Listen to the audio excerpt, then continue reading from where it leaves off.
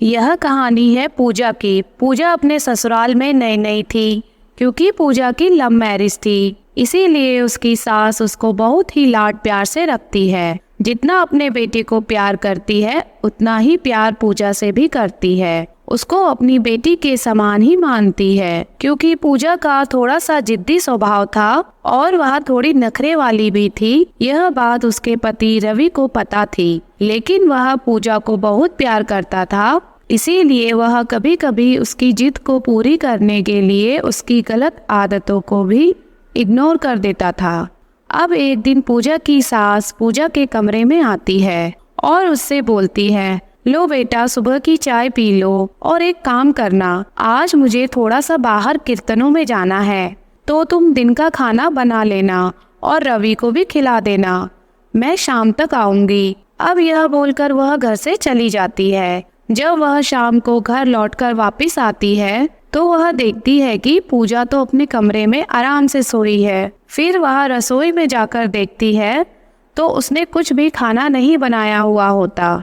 अब पूजा थोड़ी देर बाद उठकर नीचे आती है और उसकी सास उसको चाय देती है और उससे बोलती है, बेटा आज थक गई होगी इसीलिए शाम तक सोई हो। तभी पूजा बोलती है, नहीं माँ जी, आज आप घर में नहीं थे तो मैंने रवि से बोला कि चलो हम बाहर मूवी देखने जाते हैं और खाना भी बाहर खा लेंगे।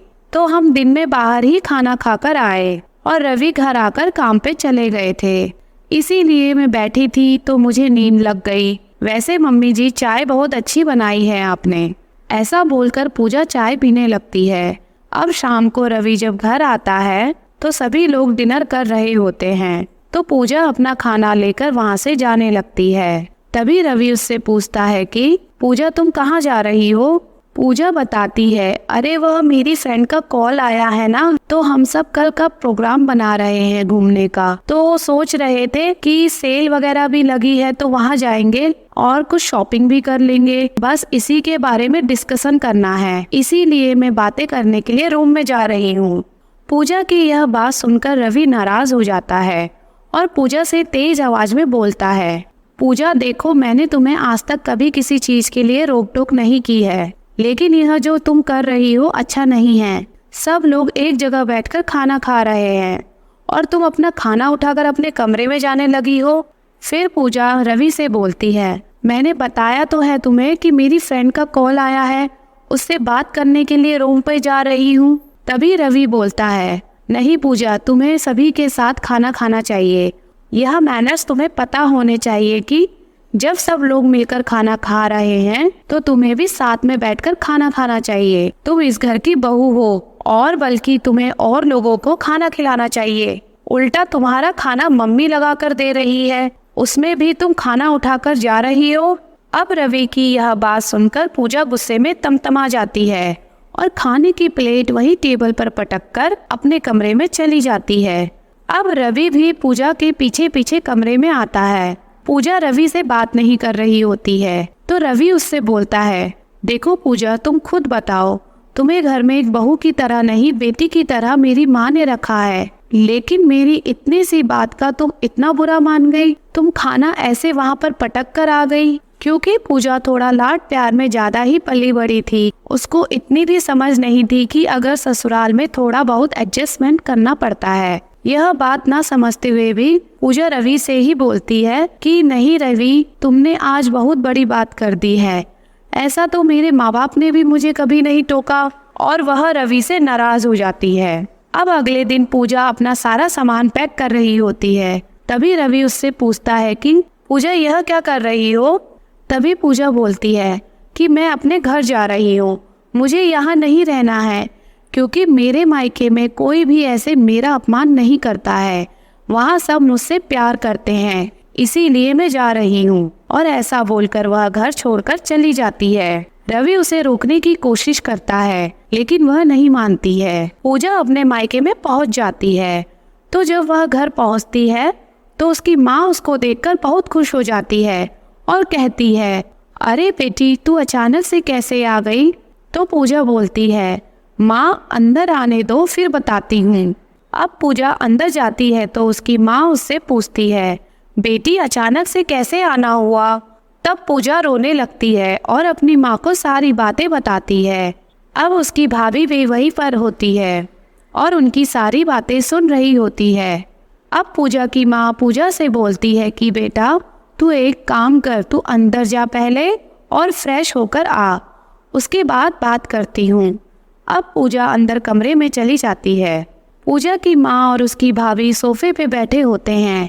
उसकी भाभी पूजा की माँ से बोलती है, माँ जी यह आपको क्या लगता है, पूजा ने सही किया, अपना ससुराल छोड़कर मायके में ऐसे आ गई। तब उसकी माँ कहती है, अरे यह छोटी छोटी बातों पर गुस्सा करके हर दूसरे दिन ऐसे ही आ जाती है। भाभी बोलती है, माँ जी यह क्या सही है, ऐसी छोटी छोटी बातों पर अपने मायके आ जाना।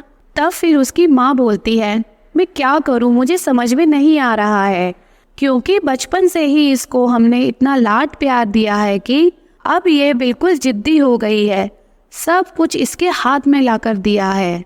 अब इसको भी तो सोचना चाहिए कि अब ससुराल वाली हो गई है, थोड़ा सा तो एडजस्ट करना ही पड़ता है। अब मैं इसे कुछ बोलूँगी तो इसको बुरा लगेगा और बोलेगी कि यहाँ भी मुझे सब लोग सुना रहे हैं, मुझे तो कुछ समझ में नहीं आ रहा है।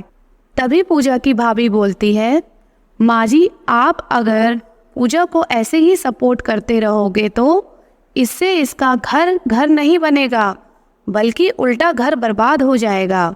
हमें ही कुछ करना पड़ेगा, नहीं तो यह हर दूसरे दिन ऐसी छोटी छोटी बातों पर ससुराल छोड़कर मायके आ जाएंगे और एक दिन ऐसा आएगा कि इन दोनों का रिश्ता और ज़्यादा खराब हो जाएगा। तब पूजा की माँ बोलती है, क्या करूँ तू ही बता बहू। तब उसकी भाभी बोलती है, माँ जी मैं ही कुछ करती हूँ, लेकिन आपको भी मेरा साथ देना होगा।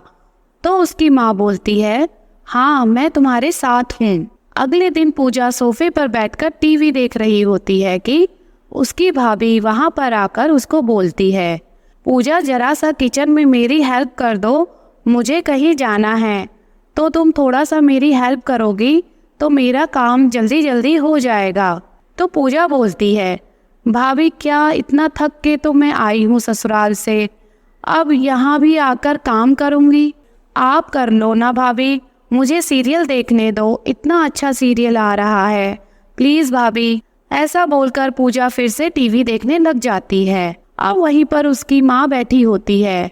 उसकी भाभी अपनी सास से बोलती है, माँ जी घर का भी और बाहर का भी सारा काम मुझे अकेले ही करना पड़ता है, ऐसे नहीं चलेगा घर।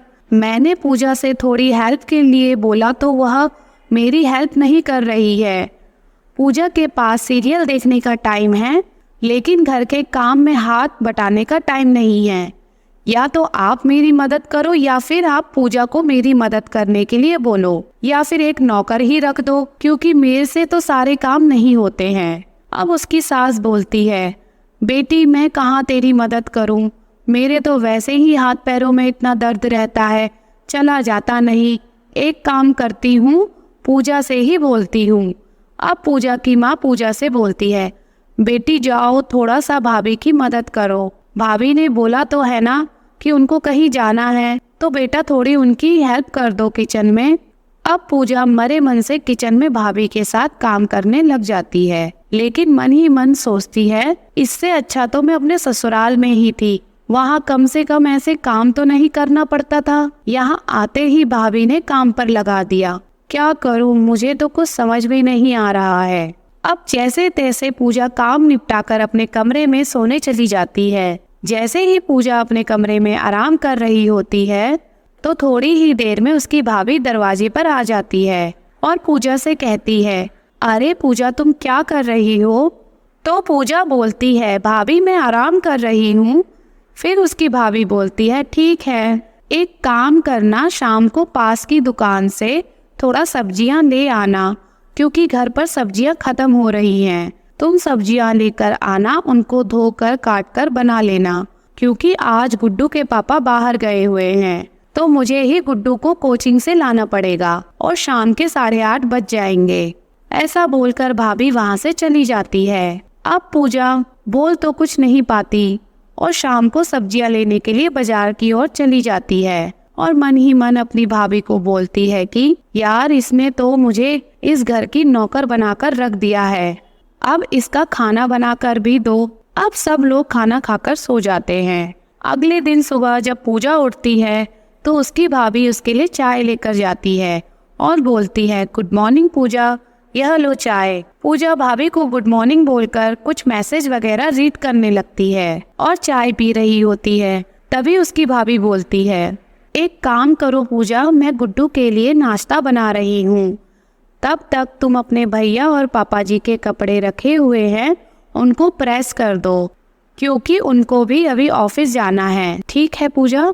अब पूजा यह बातें सुनकर एकदम से अपनी भाभी पर चिल्लाने लगती है और बोलती है, भाभी एक बात बताओ, तुमने तो मुझे नौकरानी ही बनाकर रख दिया है।